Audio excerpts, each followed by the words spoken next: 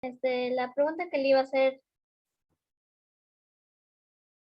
la pregunta que le iba a hacer es que, ¿qué se podría hacer para informarnos en las escuelas? Si yo fuera ustedes, les pediría a mis profesores que dicten el curso. Ustedes saben que eso está previsto en la currícula para ciudadanía y para historia y geografía también, para el quinto año y en quinto y en tercero, me parece. Pero según lo que hemos podido averiguar investigando, no se dicta. Los profesores lo saltean, lo cual es comprensible. Ojo, no es una acusación a los profesores, es un tema que es muy sensible, ¿no? Y está plagado en este momento de malos entendidos.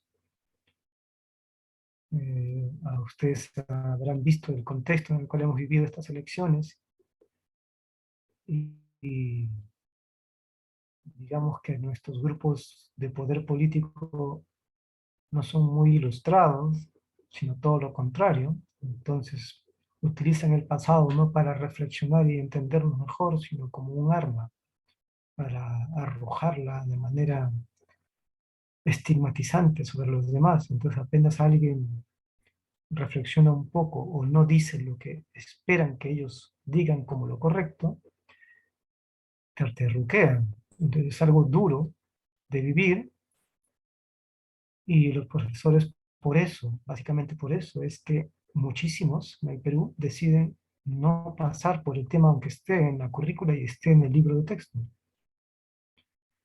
Yo lo entiendo, pero digamos, a veces también hay que no ser mártir, digamos, no exponerse a la sanción, pero encontrar maneras creativas, ¿no?, de poder discutir con los estudiantes y estudiantas. A continuación le paso con mi compañera. Bueno, siendo con el tema del terrorismo, em, el, oj- pa- ¿cuál fue su objetivo con la publicación de su libro Atravesar el silencio?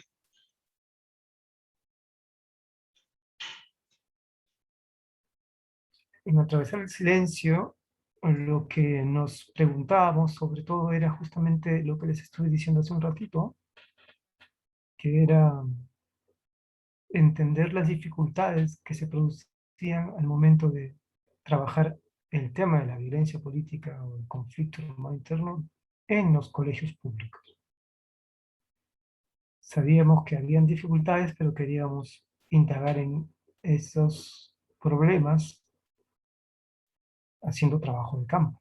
O sea, no imaginándolo, ¿no? No solamente intuyéndolo, sino yendo, mirando, participando de la dinámica de las escuelas, conversando con los profesores, conversando con las autoridades educativas, también con los directores, conversando con los estudiantes, chicos y chicas, lo que es bastante distinto además, cómo viven mujeres y varones estas cosas.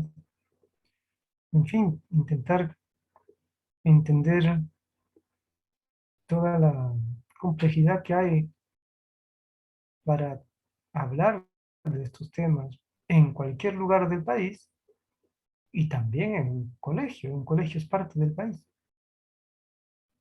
Y eso para mejorar, claro, para intentar dar algunas recomendaciones que pudieran ayudarnos a vivir este proceso colectivo de reflexión de una manera menos agresiva, con menos miedo, que es como la estamos viviendo.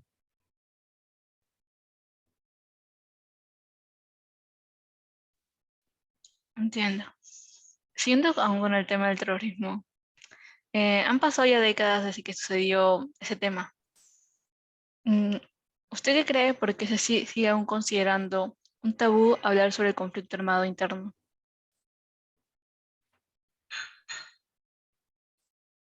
porque hablar del conflicto armado interno es hablar de responsabilidades sobre crímenes. No es fácil hablar sobre... Piensen ustedes nada más en que en alguna ofensa o algún agravio que hayan podido cometer ustedes mismas o alguien que conozcan de su familia, de su barrio o de su escuela, hacia ustedes o hacia alguien que conozcan. Algo menor, pero bueno, que en la vida no se vive como menor, casi nada.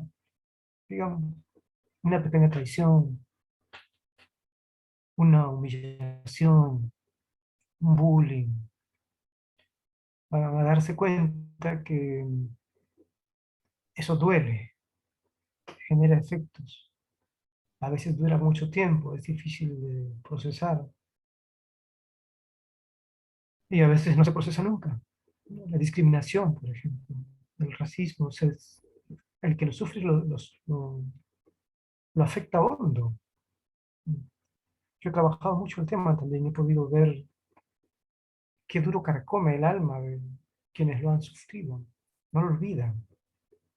Y se enhebra luego en las cosas que hace a lo largo de su vida, como algo que afecta su conducta, el modo de relacionarse con los demás, con sus amigos, con el resto. Bueno, ahora piensen que no se trata solo de alguien que te hizo bullying, que no es menor, digo, ¿no? Pero digamos, es mucho más frecuente. Y piensen en miles, miles de asesinatos cometidos con impunidad. Impunidad quiere decir que te mato y no pasa nada. Te mato enfrente de tu familia y no pasa nada. No va a haber autoridad que intervenga, ni que haga justicia, ni que capture a nadie. Según los datos últimos oficiales del Estado peruano, de la Dirección de Búsqueda de Personas Desaparecidas, son 21.000 personas desaparecidas en el Perú. Solo las desaparecidas, no estamos hablando de las personas que han sido asesinadas. La Comisión de la Verdad calculaba en aproximadamente 69.000 las víctimas mortales. Seguramente son más, ¿no? La verdad. Estamos hablando de decenas de miles de personas muertas, algunas asesinadas de manera brutal. No es como en las películas cuando uno ve que caen bajo el fuego de las ráfagas como, digamos, como moscas, digamos, ¿no? El Sendero Luminoso mató gente en pueblos de una manera atroz, que no voy a describirla ahora, pero si quieren averiguar está en el informe de la Comisión de la Verdad en línea para que puedan ustedes indagar pues mismo, pero digamos, con un afán pedagógico, en el peor sentido de la palabra. Mató gente y torturó gente para que los demás vieran, para que tuvieran temor. Y lamentablemente, aunque cuesta mucho aceptarlo, la Policía Nacional y el Ejército y la Marina se comportaron igualmente con barbaridad y mataron personas de manera espantosa y torturaron. Sobre cifras de tortura no tenemos ni siquiera cifras. Yo, que conozco un poco el tema, creo que deben ser unos cuantos cientos de miles de personas que deben haber sido torturadas en este país. Entonces, pero es un país de gente que ha sufrido demasiado. Solo que no parece, ¿no? Porque todo el mundo igual se esfuerza y sigue viviendo. Bueno, este tipo de cosa, ¿cómo se vive después de eso con tranquilidad? Si solamente cuando alguien viene y tira al suelo tus cuadernos, seguramente que vas a genera en ti un resentimiento, una sensación de agravio. ¿Cómo haces frente a todo lo otro? Frente a todo ese paquete de mala flor. Pues es muy difícil para todas las sociedades. No solamente para el Perú, esto ha pasado en otros lugares. Eso no debe aliviarnos, ¿no? No es como que, uy, ya como le pasa a todos está bien. No, es algo terrible que ha pasado en muchos países y que es difícil de encarar. ¿Qué deberíamos hacer? Dejar de evadir el problema, de fingir que todo fue una gesta de pacificación y que no hubo todo este horror, y actuar con responsabilidad, asumiendo las responsabilidades de lo que allí ocurrió, lo cual es bastante pedir, ¿no? Ya que ha habido crímenes, debería haber responsabilidades, por lo menos morales, por lo menos políticas, y diseñar, pensar el país como un país de postconflicto para que se atiendan todos los efectos que ha dejado tanta violencia y tanto sufrimiento en nuestra sociedad, porque no van a desaparecer nada más porque el tiempo pasa. Yo creo que esa es una hipótesis ingenua, que todo el mundo espera que eso suceda, pero que cada vez que pasa algo medio crítico en el país, todo se vuelve a reactivar. Y es porque no va a pasar solamente porque la gente envejezca. Gracias por su comentario. Eh, sabemos que usted participó en la Comisión de la Verdad y la Reconciliación. Em, ¿Por qué dicho informe ha sido tan criticado y no se ha leído ni difundido? Yo hice el trabajo de campo, el trabajo más modesto y humilde, como otros cientos en la Comisión de la Verdad y otros miles que fueron voluntarios. Y, y si contamos a la gente que dio su testimonio, pues estamos hablando de por lo menos 17.000 personas. Y ese es el proceso de la Comisión de la Verdad, que se desprestigia malintencionadamente. Se hace pensar, se transmite la idea de que fueron 11 comisionados, ¿no? 12 comisionados, todos caviares y todos de izquierda, digamos, queriendo manipular la historia para destruir el país o algo así, ¿no? Cuando, bueno, como les digo, hay que pensar en la Comisión de la Verdad como un proceso social, donde participaron sobre todo mujeres que fueron a dar su testimonio y que contándolo son aproximadamente 17.000. Eso es el proceso de la Comisión de la Verdad. ¿Por qué no se lee? ¿Por qué se empezó a desprestigiar desde el inicio, inclusive antes de que entregaran su informe? Pues porque les mencionaba hace un momento, la Comisión de la Verdad esclarece las cosas y asigna responsabilidad.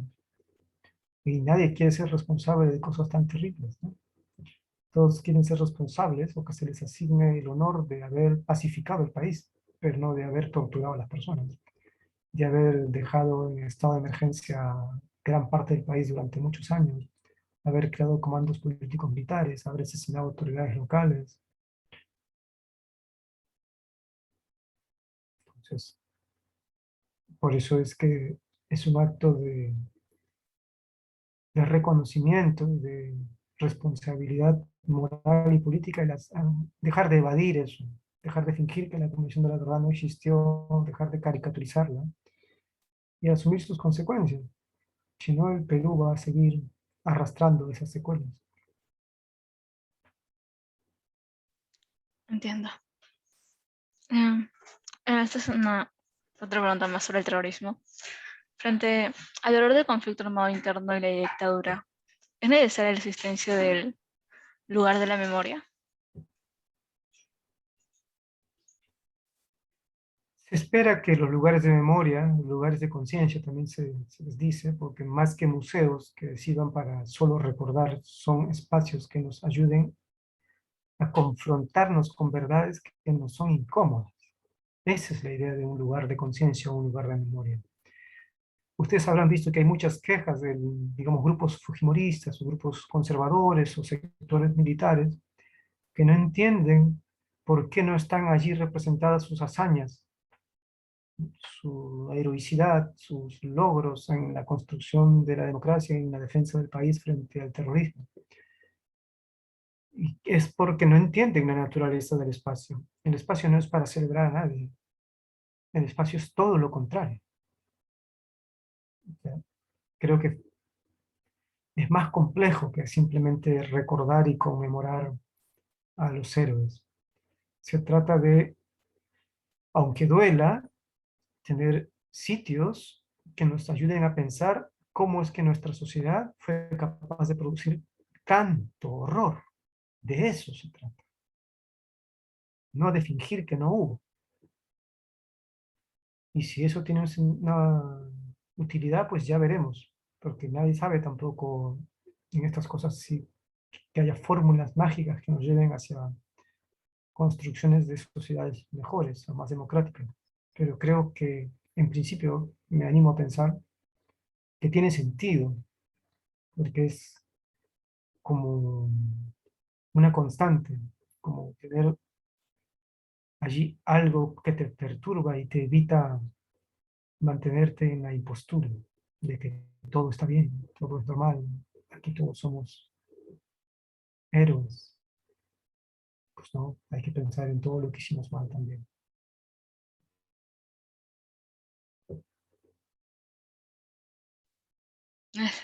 A continuación mi compañera le va a hacer otras preguntas.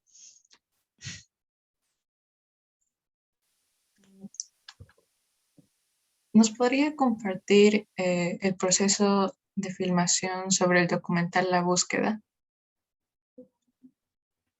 Búsqueda, un documental de Daniel Lagares y Mariano Agudo, dos amigos españoles. Ellos querían mostrar a través de tres historias de tres personajes parte de justamente esta complejidad de la violencia vivida en el país, sobre todo de cómo se vivía en el presente. Es decir, qué pasaba hoy con estas personas. Y una de ellas, pues, fui yo. Y fue interesante porque, en principio, cuando la obra creativa, en este caso un documental, no te pertenece, sino que está dirigido por otros, pues no tienes el control. Y en ese sentido era novedoso para mí, que siempre he hecho mis propias cosas, ¿no? Mis libros, he hecho mis investigaciones, en fin, hago mis cosas, pero se aprende, es un registro distinto. Quizá lo que me parece más valorable es entender que las necesidades de un documental, y en este caso de los directores, por mostrar y hacer que sea entendible para todos procesos tan complejos, obligan a un esfuerzo de representación distinto al de la escritura, ¿no? Y aprender eso, verlo, participar del esfuerzo audiovisual y no del esfuerzo escritural, también me enriqueció. Bien. Regresar a la isla del Frontón debe haber sido muy fuerte para usted.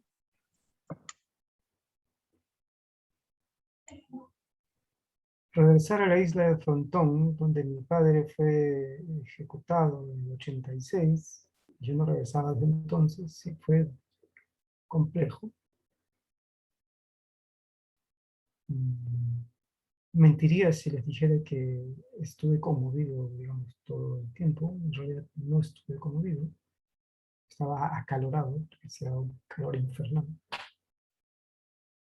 Estaba lleno de gaviotas, entonces, o de una cosa que se parecen a las gaviotas. Luego he sabido que no son gaviotas, pero son como unas gaviotas salvajes, que todo el tiempo estaban que nos atacaban.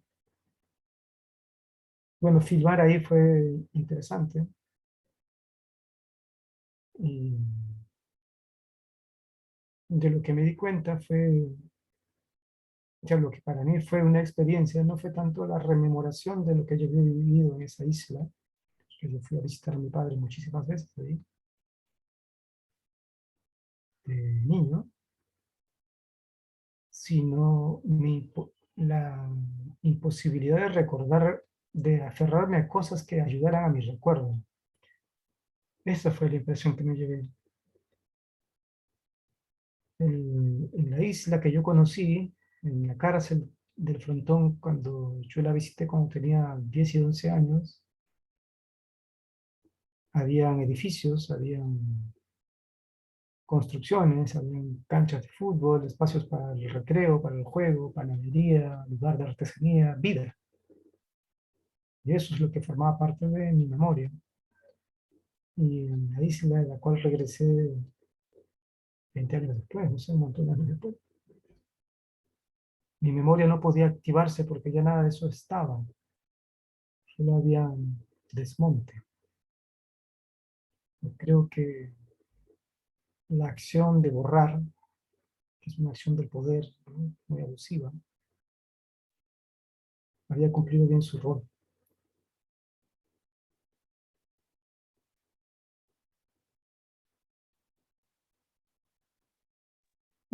Gracias por compartir aquello.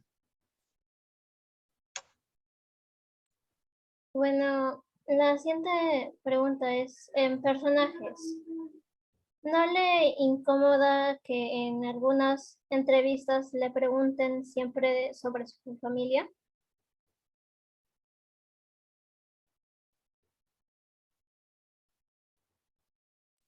A lo que mi compañera se refiere era que vamos a comenzar a hacerle unas preguntas personales, que esperamos que pueda responder y, con sinceridad. Y si se siente incómodo, no es necesario que las responda. La primera pregunta que le hizo fue que si le incomoda que en algunas entrevistas siempre le pregunten sobre su familia. Sí, sí, había entendido, gracias. No importa si me incomoda o no, por lo menos no por ahora. Cuando escribí Los Rendidos, lo escribí el 2012, 13, hace bastante tiempo, se publicó el 15. Sabía que no era un libro normal, no soy estúpido. Todos somos acá, ustedes ya van a ser adultos en casi nada de tiempo, y yo ya lo era hace mucho tiempo, y sabía en qué país estamos viviendo.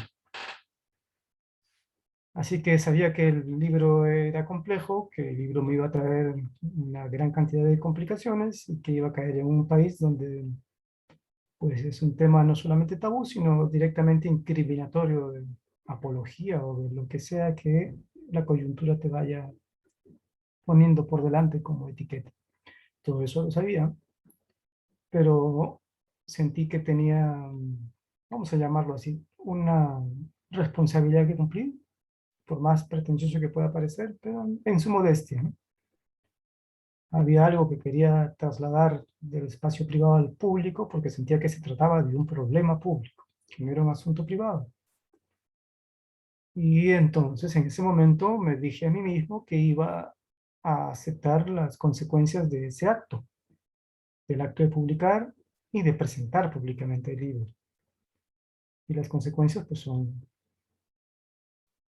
de todo tipo, ¿no? Hay consecuencias positivas, pero hay muchísimas que son negativas, ¿no? Una de ellas es justamente el estar constantemente exponiendo cosas que en el fondo no me pertenecen en estricto, ¿no? No se refieren tanto a mí, sino se refieren a otras personas, a miembros de mi familia. A hablar siempre de mis padres, por ejemplo. Y hay un poco de injusto en la manera en que uno se refiere a sus ancestros, ¿no? Es como mirarlos desde un lugar ya cómodo, cuando ya todo pasó, ¿no? Pero bueno, para responder otra vez, es algo que sabía que iba a pasar y me lo planteé como una tarea a asumir, aunque me fastidiara, por unos cuantos años. Algo así como, voy a hacer la chamba un tiempo porque creo que vale la pena. Y habrá un momento en que deje de hacerla porque tampoco soy un mártir. Bueno, la siguiente pregunta es, ¿aún hay gente que tiene prejuicios hacia usted? Claro que sí, claro que sí. Sí, solo tendrían que ver la enorme cantidad de mensajes que me mandan en estas elecciones. Había dejado de mandarme, ¿no? Un tiempo me mandaban muchos mensajes violentos, digamos. Un poco que dejó de pasar, pero lamentablemente en la coyuntura de los últimos año y medio, con, con las luchas cívicas contra el gobierno, la dictadura, bueno, no sé si llamarla dictadura, pero la sonada que hizo el señor Merino. Como no duró nada, no creo que llegó a llegar a ser una dictadura, pero digamos, el golpe de Estado. Y luego la coyuntura electoral que ha sido tan antagónica, ¿no? El terruqueo renació y bueno, lamentablemente para mí, pero para mí, para otra enorme cantidad de gente, se volvió a reactivar mecanismo del agravio, ¿no? Y cualquiera te puede mandar un mensaje. La gente que me conoce igual ya sabe que no contesto, pero bueno, igual no sé cómo se consigue mi número. No debe ser tan difícil. Sí, hay que Y luchar ya, contra eso, ¿no? sí. Mi última pregunta sería, ¿cómo se describiría usted? Pero bueno, más. Ya, a continuación le pasaré con mi compañera. Gran descripción, señor José Carlos. La siguiente pregunta que tendríamos es, ¿podría compartir con nosotros su autor favorito o autora y autor menos o más favorito que tiene? ¿Sus gustos? Ah, ustedes quieren que trolee a alguien. Qué maldad. No sé, me gusta, leo mucho, ¿no? Entonces no sabría decirles, creo que con el tiempo uno va cambiando de autores y de novelas o libros que le gustan, ¿no? Pero bueno, por decir alguno que siempre me gustará, Vallejo, César Vallejo, es alguien que leí cuando era niño y que aún sigo leyendo siempre. Y alguien que no me gusta, no lo diré. Pero Vallejo es fundamental, Arguedas es fundamental. Algunas de las grandes obras de Vargas Llosa me parecen fundamentales. Ciro Alegría, sus cuentos me parecían, cuando era niño era algo que leía todos los días prácticamente, lo leí por años, para pensar en autores peruanos. Ribeiro también. Se nota que tiene un gran conocimiento. Eh, No, realmente no, pero están a la mano, ustedes pueden leerlos, ¿sabes? Están en internet, todo se puede leer en internet, por favor, lean. Eso haremos. Bueno, el intento. ¿Desde qué edad comenzó a escribir los bocetos de sus libros y o poemarios? Pues no sabría de responder eso con exactitud. Escribo todo desde muy chico. O sea, las primeras cosas que escribí lo hice cuando apenas había aprendido a escribir. Entonces, ya escribía como cuentitos. Así que, bueno, siempre he estado ahí practicando, haciendo ridiculeces, pero bueno, se va mejorando con el tiempo.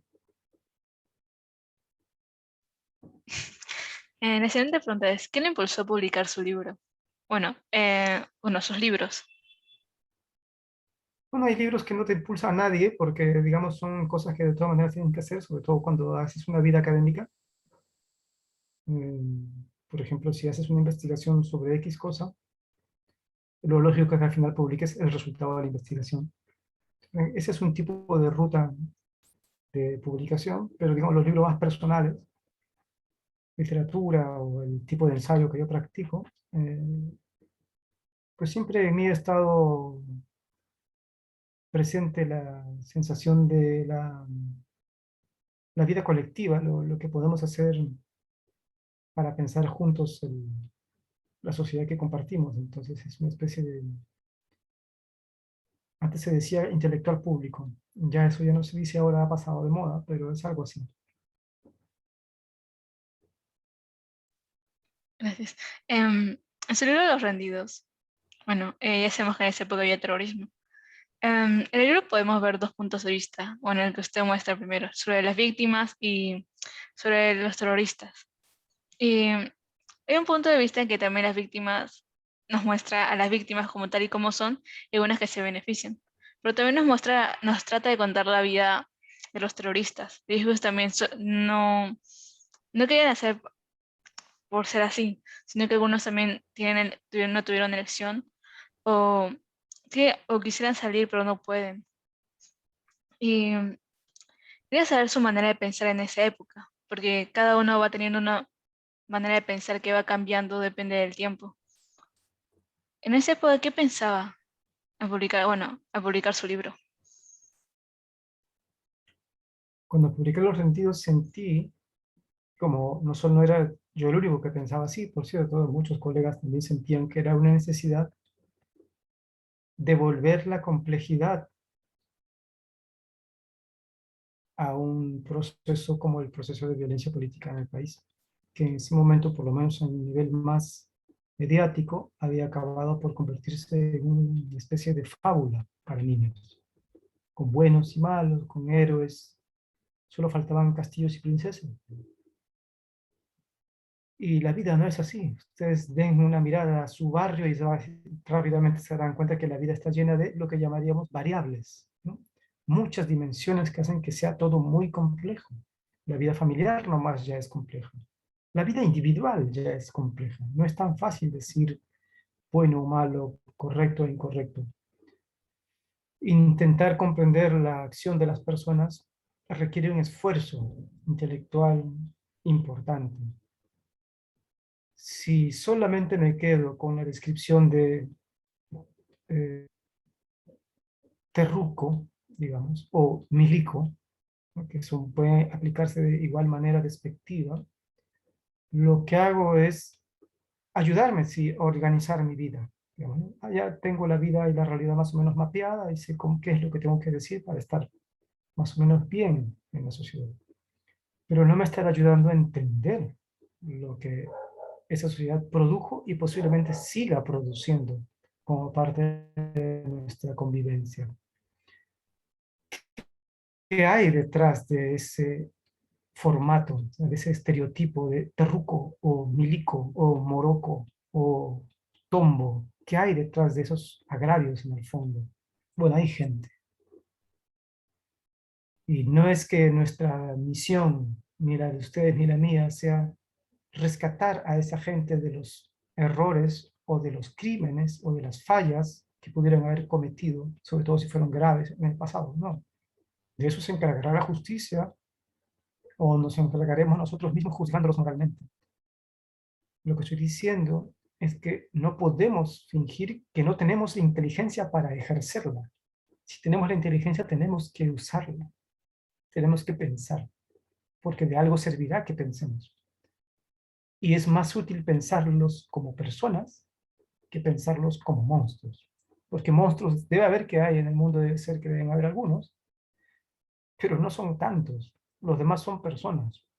Entonces nos conviene entender qué pasa con ellas, por qué hacen lo que hacen, por qué hicieron lo que hicieron, por qué se organizaron de esa manera, por qué pensaron en algún momento que valía la pena hacer algo como la revolución, por ejemplo, los senderistas o los miembros del MRTA. ¿Eran todos tontos? ¿Estaban, no sé, afectados en su salud mental? ¿Eran esquizofrénicos, quizá? ¿Alucinaban colectivamente? ¿Tenían histeria colectiva? ¿Eran miembros de un grupo yihadista como el de Osama Bin Laden o, no sé, talibanes? No pareciera. O sea, lo que nos muestra la investigación es que se parecen mucho más a grupos de izquierda extrema que han habido en el mundo entero. Entonces, pero evidentemente hay cosas que los diferencian. Diferenciar, comparar, comprender, preguntar, ahondar, nos ayuda más que solamente decir terruco. Porque cuando dices terruco ya tienes todas las respuestas listas. Seguramente todas falsas, pero ya las tienes. Cuando te preguntas sobre las personas, te preguntas, ¿y así habrá sido toda su generación? ¿Y por qué él y el compañero de la universidad que estaba sentado a su lado no? Y aun cuando se extremó en su izquierdismo revolucionario, ¿eso lo llevaba necesariamente a masacrar personas? ¿Qué nos ayuda a entender a ese tipo de ciudadano o ciudadana peruana y peruano que vivió hace tan poco tiempo? Que posiblemente, además, está vinculado a nosotros por lazos de padrinazgo, compadrazgo, familiaridad. No están tan lejos de nosotros. Lo que pasa es que creo que una de las razones que nos lleva a utilizar más rótulos es porque nos da miedo. Nos da miedo comprobar que la gente al cual hemos cosificado se parecen mucho más de lo que esperamos a nosotros mismos. Entonces, eso. Gracias. Bueno, la última pregunta de esta entrevista sería, ¿cuál es su mensaje final para los adolescentes? No tengo un mensaje final para los adolescentes. Creo que los adolescentes son personas. No veo que darles un mensaje específico a ellos que sea diferente a alguien de mi edad. Así que el consejo en general sería para todos, que es pensar no está mal. Y cada vez que sientan que pensar acaba sonando como peligroso o que alguien te empieza a censurar porque te planteas preguntas, porque ejerces el pensamiento, eh, siento que más bien deberíamos pensar o presentir que algo está mal en ese contexto, no en nuestras preguntas. Entonces mi invitación a todos, adolescentes, viejos o de mediana edad, es pensemos, no tengamos miedo a pensar. Gracias por su comentario. Bueno, eso sería todo de la entrevista. Gracias por asistir y gracias por habernos respondido con un gran corto plazo de tiempo. Bueno, si mis compañeras quisieran leer algo. Bueno, al parecer no, son tímidas. Sí, nuevamente, muchas gracias por Sí, muchas haber gracias por haber asistido asistido y a fue esta un gran entrevista. gusto conocerla. Sí. Esperemos que haya sido de su agrado al igual que nosotras. Muchas gracias nuevamente. Muchas gracias. Gracias a ustedes, ha sido un gusto. Espero que les sea útil. Gracias.